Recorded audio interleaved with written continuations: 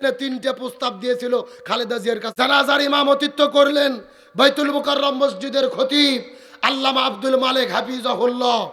ওই খালেদা জিয়ার লাশ যখন কফিনের মধ্যে উঠাইছে, জানাজার পরে ওই কফিন ধরেছে বাংলাদেশের আমাদের সূর্য সন্তান ডক্টর মিজানুর রহমান আল আজহারি। চিৎকার করে বলেন আল্লাহু আকবার।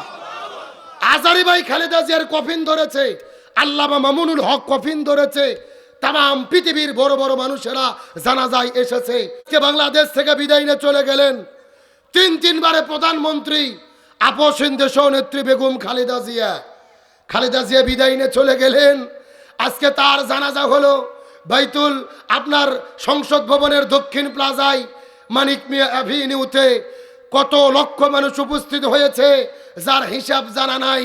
তবে সবাই বলতেছে বাংলাদেশের ইতিহাসে এত বড় জানাজা কারু মৃত্যুর পরে হয় নাই। আল্লাহ আকবার বলেন। আজকে বেগম খালেদা জিয়ার রাজকীয় বিদায় হলো। রাজকীয় ভাবে তিনি বিদায় নিলেন, সম্মানের সাথে তিনি বিদায় নিলেন। লক্ষ কোটি জনতা তার জন্য কেঁদে কেঁদে দোয়া করতেছে। এটাই হলো তার জীবনের বড় সফলতা। আজকে খালেদা জিয়ার জানাজা হলো। জানাজার ইমামতিত্ব করলেন বাইতুল মুকাররম মসজিদের খতিব আল্লামা আব্দুল মালেক হাফিজাহুল্লাহ।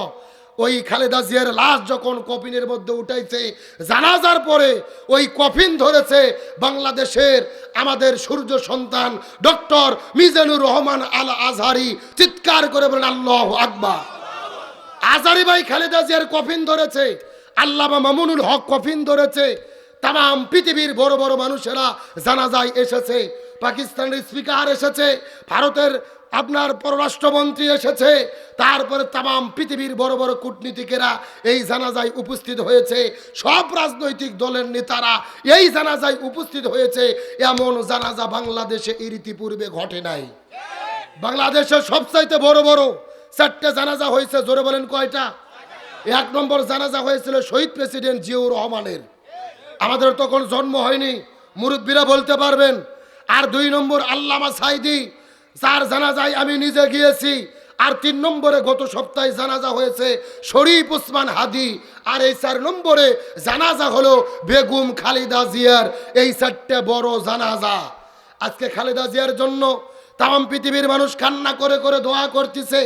আজহারি ভাই যখন কফিন ধরেছে, আল্লামা মামুনুল হক যখন কফিন ধরেছে, মানুষের মন শান্ত, মানুষ কেঁদে কেঁদে দোয়া করতেছে। পুরো পৃথিবীর মানুষ উৎফুল্ল হয়েছে। আজকে খালেদা জিয়া সফল, তার জীবনটা সফল।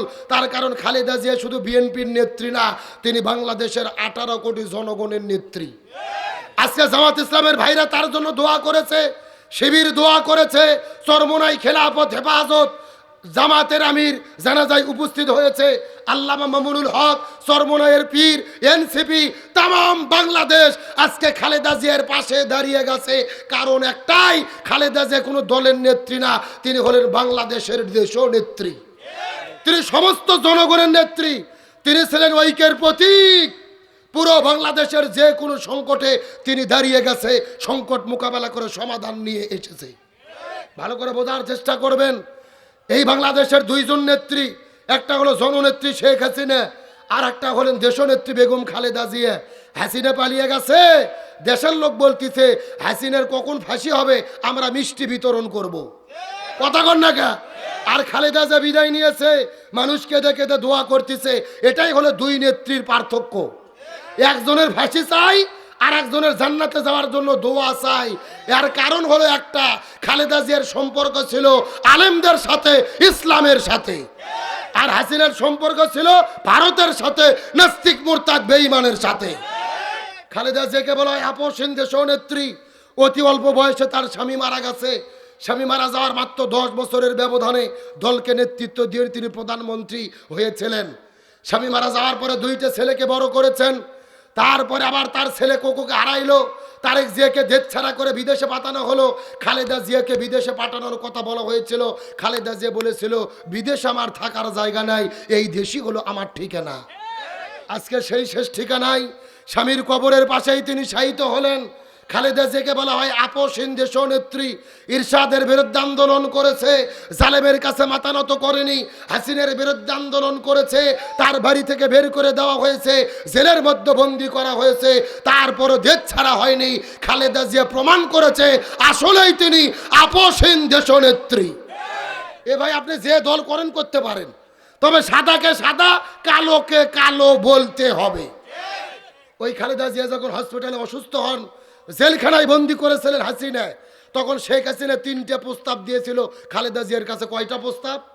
যে এই 3টে প্রস্তাব যদি আপনি মেনে নেন, আপনাকে মুক্ত করে দেশ থেকে বের হয়ে চিকিৎসা নিতে যেতে দেওয়া হবে। প্রথম নম্বর প্রস্তাব ছিল যে আপনি 15ই আগস্ট আপনার জন্ম তারিখ পাসপোর্টে আর ভোটার আইডি কার্ডে লেখা আছে, এই 15ই আগস্ট কাটে দিয়ে 16ই আগস্ট করতে হবে। তার কারণ 15ই আগস্ট বঙ্গবন্ধু মরে গেছে, এই দিনে কারো জন্ম হওয়া যাবে না। কত বড় ফেরাউন, চিন্তা করে দেখছেন? কেরে জন্ম মৃত্যু কার হুকুমে হয়? অথচ বলতেছে ওই 15ই আগস্টে বঙ্গবন্ধু মরছে, এই দিন আর কারো জন্ম হওয়া যাবে না।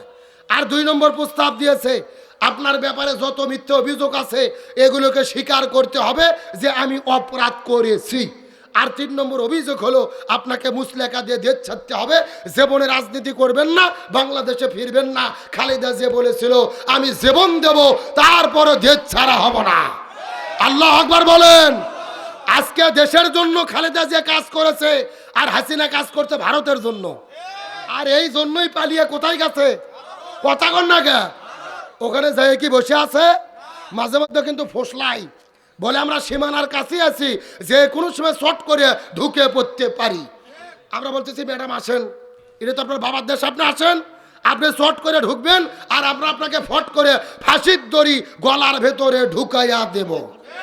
বুবু আইসো শর্ট করিয়া, ফাঁসির দড়ি তোমার জন্য রাখছি গো সাজায়া, রিসেপশনে বইসাই আছি ফাঁসির মালা লইয়া, বুবু আইসো শর্ট করিয়া, ফাঁসির মালা তোমার জন্য রাখছি গো সাজায়া। আল্লাহর কোরআন বলেছেন কুতিবা আলাইকুমুল কিসাস, জীবনের পরিবর্তে জীবন, হাতের পরিবর্তে হাত, পায়ের পরিবর্তে পা, চোখের পরিবর্তে চোখ। এই আয়াতের ডিজিটাল ব্যাখ্যা ফাঁসির দড়ির পরিবর্তে ফাঁসির দড়ি। ও বুবু আইবা, তুমি আইবা গো, এইবার আইসা বুবু ক্ষমতা পাইবা না। এ যারা ঠিক বলবে না মনে করবেন ওই গ্রুপের লোক। এ জোরে বলেন ঠিক। বুবু আইবা, তুমি আইবা গো, এইবার আইসা বুবু ক্ষমতা পাইবা না। খজনে বুবু কাদের কাকার অবস্থা খারাপ, দরবেশ বাবার হারুন আঙ্কেল এখন সামনে আসে না, নেতা কর্মী সব জেলের ভেতর, বুবু আসে ডরের উপর, কখন জানি আসে গ্রেফতারি পরোয়ানা। বুবু আইবা, তুমি আইবা গো, এইবার আইসা বুবু ক্ষমতা পাইবা না। বয়স তোমার 80 বছর, ডাকিছে বুবু তোমায় কবর, দাফন হবে কোথায় সেইটা ভাবলা না।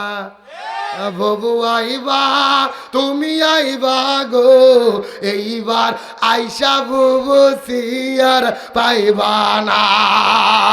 কথা বলেন ঠিক কিনা?